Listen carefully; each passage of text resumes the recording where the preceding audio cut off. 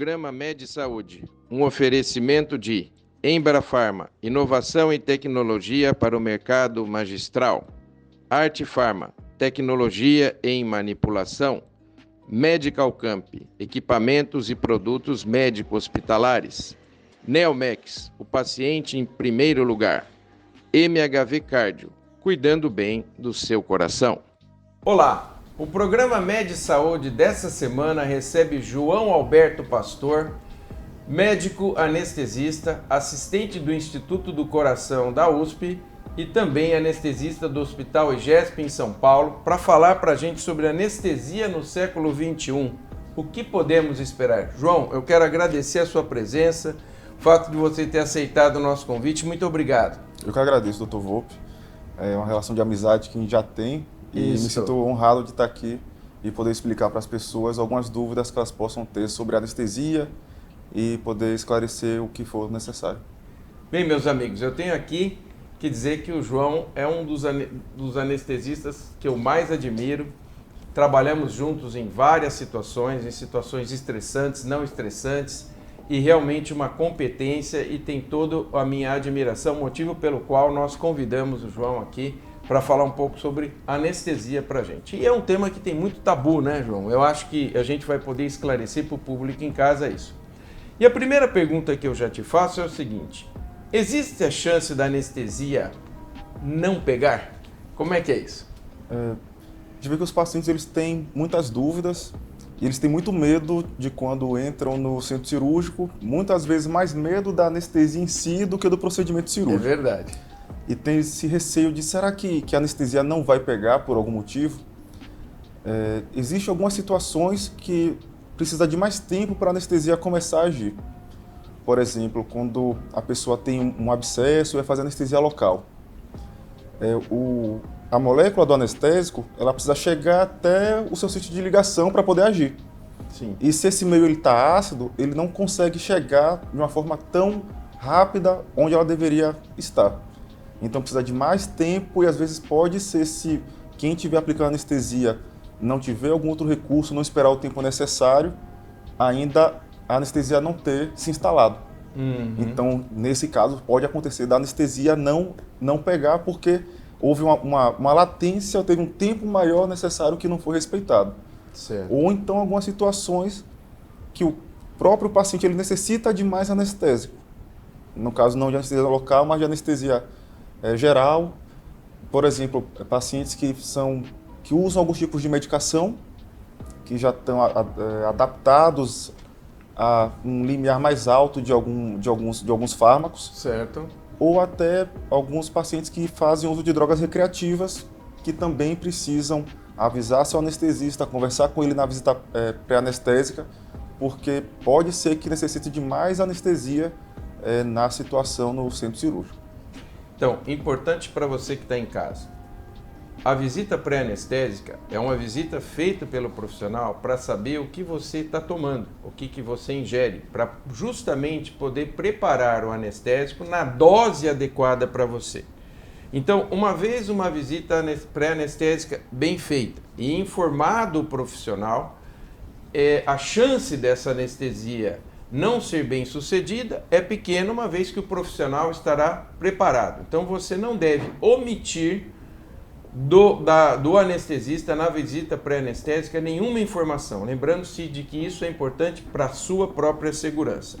E também uma outra possibilidade é não se aguardar o tempo necessário para a anestesia pegar. Mas isso também depende muito da interação entre o anestesista e o cirurgião. Respeitadas essas situações, é praticamente, nos dias de hoje, muito difícil, né, João? Que uma anestesia absolutamente não pegue, que a pessoa sinta dor. Mas, claro, essa situação precisa ser respeitada por você, que vai passar por uma anestesia e informar o seu anestesista de tudo que você está ingerindo. É importante também, doutor, vou salientar, que o que você conta para o seu anestesista na visita pré-anestésica tem confidencialidade. Então, a informação que não vai ser passada para outras pessoas. Então, você pode, quem é usuário de droga recreativa, quem consome mais álcool do que o normal, não tenha medo nem vergonha de conversar com o seu anestesista, porque todas as informações têm sigilo, não vão ser passadas para nenhum outro profissional. Ou seja, o que acontece em Vegas, fica em Vegas. Pode falar para o seu anestesista que não tem problema, porque existe uma confidencialidade desses dados. E uma outra pergunta que a gente recebe muito no consultório, João, e com certeza você até mais do que eu, posso ter alergia à anestesia? Como é que é isso? O fenômeno de alergia a alguma droga anestésica é bem raro, cerca de 1% ou menos, sendo que os casos de alergia geralmente eles não são graves na sua maioria. Pode aparecer manchas no corpo, algumas placas, e o anestesista ele já está preparado para agir e lidar com essa situação. Na visita pré-anestésica, o paciente que tem sabidamente alergia a alguma medicação passa para o profissional, mas caso aconteça de ter uma reação alérgica desconhecida, o anestesista está apto a resolver isso. Geralmente, a maior parte dos casos de alergia a algum componente da anestesia é ao antibiótico ou ao bloqueador neuromuscular, que é uma medicação que usa para o paciente não mexer durante o procedimento cirúrgico. Mas podem ficar tranquilos que a alergia é um fenômeno raro e grande maioria das vezes não é grave. Ok, então tá aqui mais um tabu que está caindo por terra. A chance de você ter uma alergia grave aos medicamentos utilizados na anestesia é muito pequena.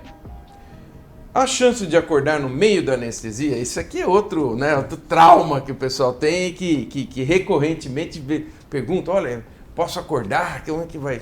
E aí? Ficou um folclore com respeito à situação. Existem até filmes que abordam essa situação de acordar na anestesia e perceber o que as pessoas estão falando ou o que está acontecendo no ato cirúrgico. Isso tem um grande misticismo com respeito a essa situação.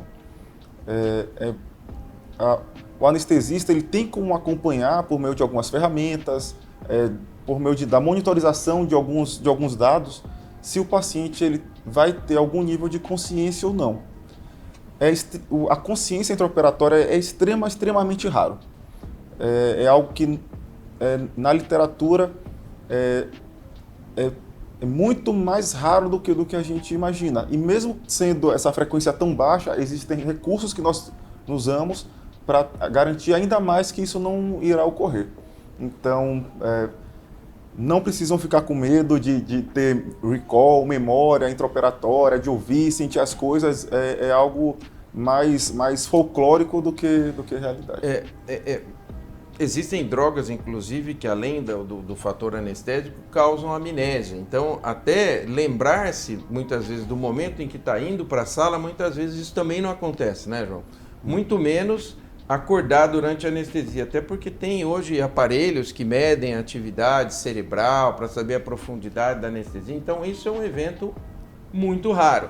Eu diria que mais raro até do que a própria alergia, né, João? Sim, mais raro do que a própria alergia. Eu quero, para você que está em casa assistindo esse programa, entender então que esses folclores que foram criados em torno do ato anestésico, na verdade, são mais alegorias do que propriamente situações factuais.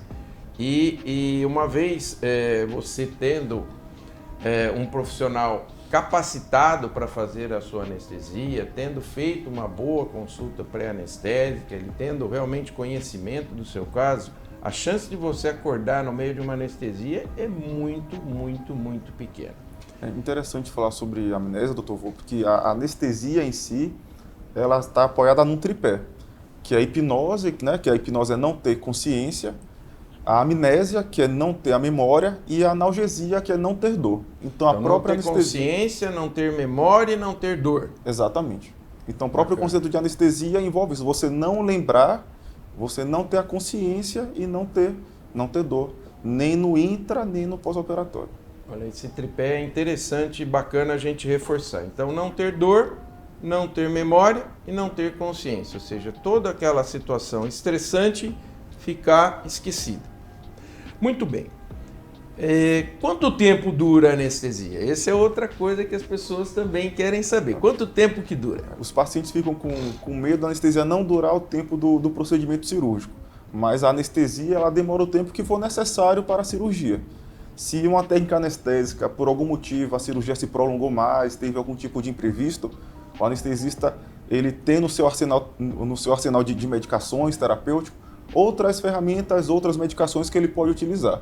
Então, a anestesia ela vai durar o tempo necessário para o procedimento ser realizado com sucesso. Isso é outro tabu, né? Então, nós estamos aqui destruindo tabus. Hoje, a possibilidade de postergar é dose suficiente para, né, João? Ou seja, vai ficar o tempo que for necessário, contando que muitas vezes o procedimento pode ter uma estimativa de tempo e, dependendo do que foi encontrado no intraoperatório, durar menos ou até durar mais, e claro que o anestesista está preparado para essas situações. Vivemos num tempo também que as medicações elas são bem mais previsíveis do que 20, 30 anos atrás. Sim. Então, nós podemos prolongar o tempo da anestesia sem necessariamente o paciente ficar mais tempo no centro cirúrgico, ou mais tempo entubado, ou ter mais complicações. Então, pode a anestesia se prolongar, mas não necessariamente intercorrências ou o paciente ficar mais tempo sedado acontecer. Ou seja, postergar, mas com segurança. E aí eu pergunto, posso ser anestesiado mais de uma vez no dia? Acontece algumas situações que o paciente precisa ser submetido mais do que uma vez no dia à anestesia. Por exemplo, precisa fazer um exame invasivo, ou o paciente é fóbico, precisa fazer algum exame de imagem antes da cirurgia, e se faz anestesia naquele momento, ou no setor de imagem, ou no setor, e depois no centro cirúrgico. O paciente pode sim ser submetido a mais de uma vez no dia à anestesia, justamente porque o perfil de segurança das drogas hoje é muito maior. Então, não precisa ter medo, pode ser submetido mais que uma vez ao dia à anestesia, para que tudo possa ocorrer da melhor forma possível, não se postergar a cirurgia para outro momento, para o paciente não precisar novamente ser internado, não precisar fazer jejum outra vez. Então, podem ficar tranquilos que se for anestesiado mais de uma vez, não vai ter problema, não vai ficar mais sedado por isso, não vai ter mais complicações por esse fator. Meus amigos, eu vou fazer uma pergunta aqui para o João, que eu tenho certeza que você em casa quer saber, mas ele vai nos responder só no segundo bloco do programa. Não sai aí, é rapidinho. Precisa mesmo do jejum? Aguenta aí que nós já estamos voltando.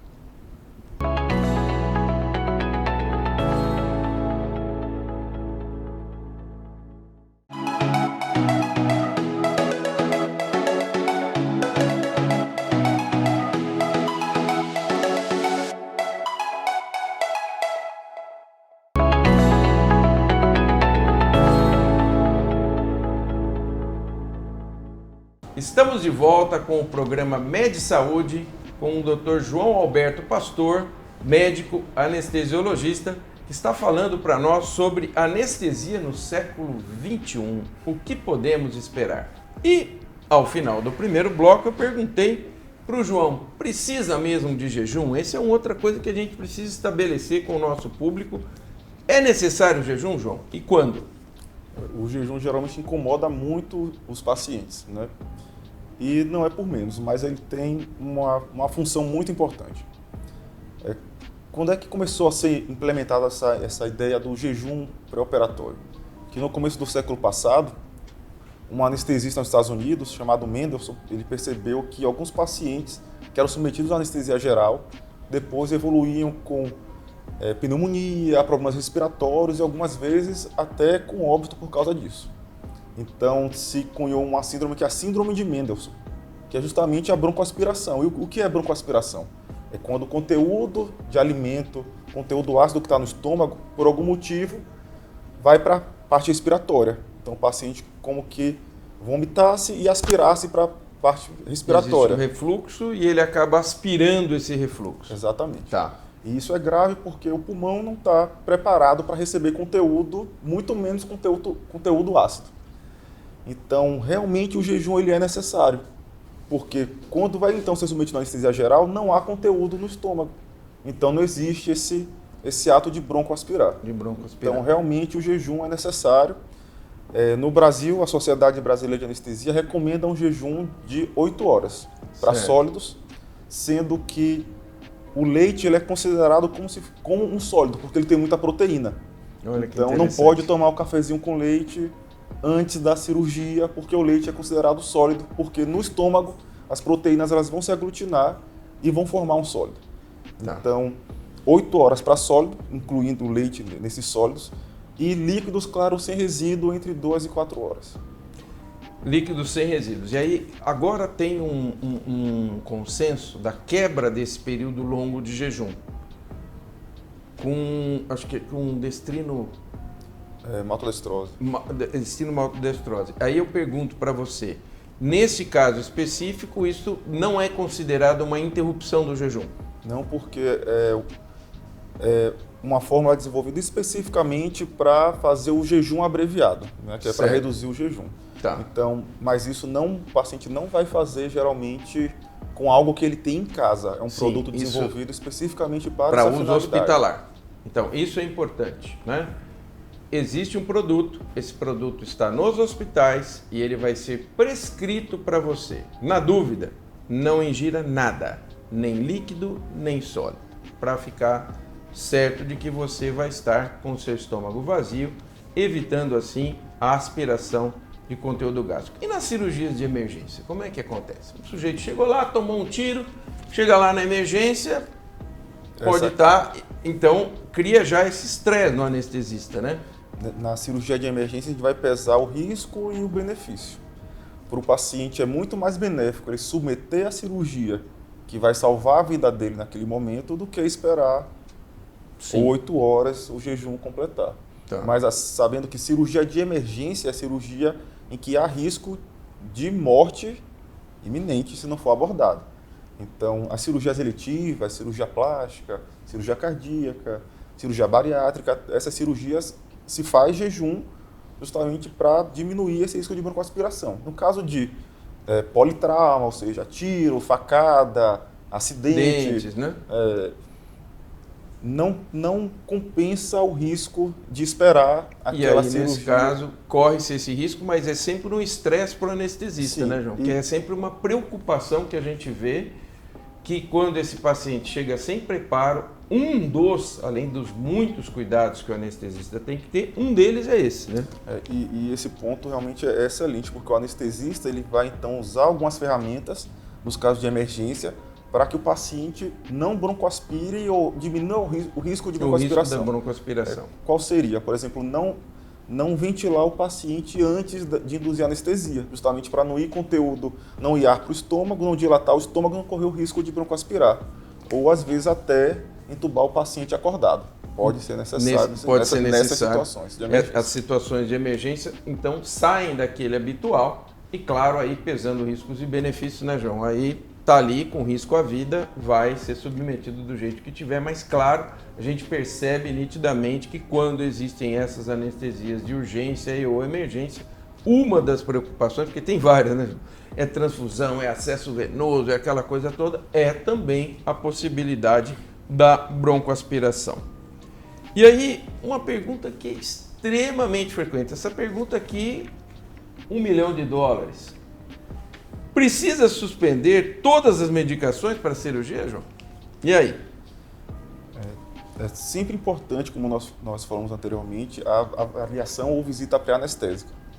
Porque algumas medicações precisam sim ser suspensas antes da cirurgia, outras você vai tomar.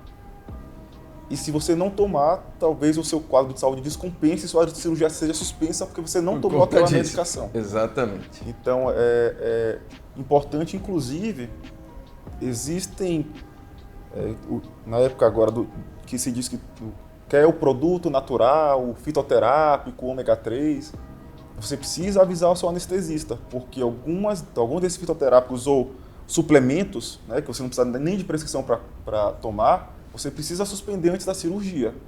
Por exemplo, ginseng, ginkgo biloba, que muitas pessoas tomam sem nenhum tipo de prescrição ou indicação, cápsulas de alho, até o ômega 3 para algumas cirurgias precisa ser suspenso. Olha que interessante, João. Eles interferem para a anestesia? Sim, interferem na coagulação, algumas dessas medicações, então realmente tem que ter esse cuidado. Porque hoje tem a crendice de que o que é natural, tudo que é natural é bom. Pena que o Aloysio não está aqui, porque ele brinca que o chumbo também é natural, né? E nem por isso a gente dá chumbo para as pessoas. Tem a crença hoje que tudo que é natural é bom e tudo que é feito alopata, né, da indústria é ruim. E não é necessariamente assim. Então, tem medicações que você precisa avisar e até o que não é medicação, esses suplementos ditos naturais, você precisa avisar seu anestesista, porque alguns precisam suspender até semanas antes da cirurgia. Interessante, muito interessante. Nós que trabalhamos com cirurgia cardíaca, por exemplo, anticoagulantes, né? Muitas vezes nós precisamos suspender, às vezes trocar os princípios, né?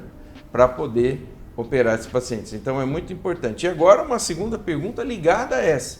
Posso tomar meus remédios no dia da cirurgia? E aí, quebra o jejum, não quebra? O que eu faço? Exato, a questão é essa. Será que quebrou o jejum eu tomar aquele pouquinho de água com comprimido? Muitos pacientes não tomam, mas a maioria dos antihipertensivos você precisa tomar e você toma normalmente até no dia da cirurgia. Claro que você vai tomar 20 ml de água para deglutir o comprimido, mas isso não é considerado interrupção do jejum. Então, sempre converse com o seu anestesista ou seu cirurgião, que a maioria das medicações, a maioria, na verdade, você vai tomar inclusive no dia da sua cirurgia. Então vejam como é interessante, como nós estamos quebrando aqui alguns tabus. Se você tomar um copo de leite, apesar do leite ser líquido, você quebrou o seu jejum. Se você tomar um pouquinho de água para tomar o seu antihipertensivo, você não quebrou o seu jejum. Se você tomar destrino maltóxico, você não quebrou o seu jejum. Então perceba que é um tema que precisa ser tratado e orientado aos pacientes pelo especialista, que é o médico cirurgião e que é o anestesista. E essas informações todas precisam ser levadas a conhecimento dos profissionais para uma adequada orientação. Isso também é muito importante, João. Isso. E importante é não ter dúvidas.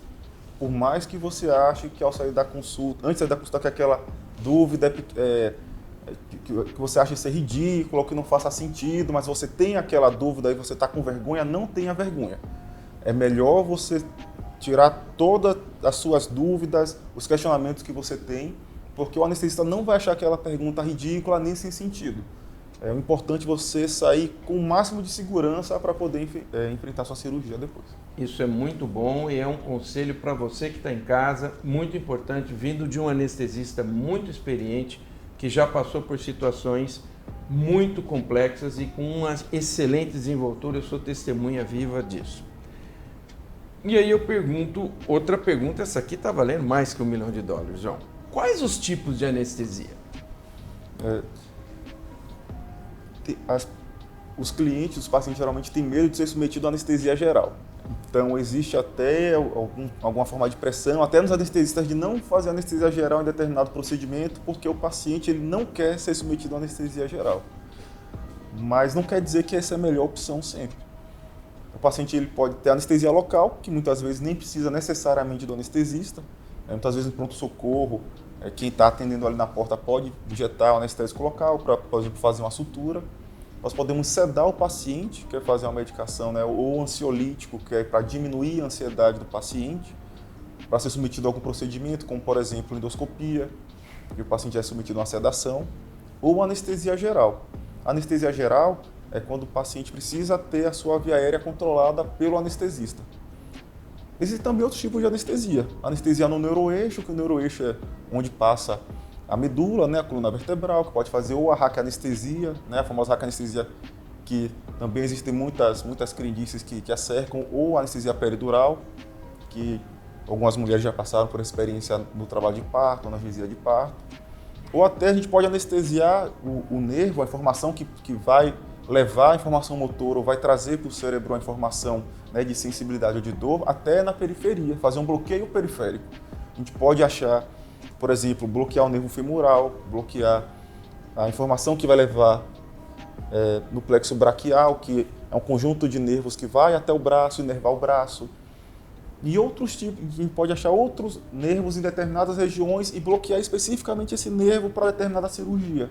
Por exemplo, eu posso bloquear o nervo que vai levar a informação de dor motora só para o pé, por exemplo, fazer uma cirurgia no tornozelo, digamos.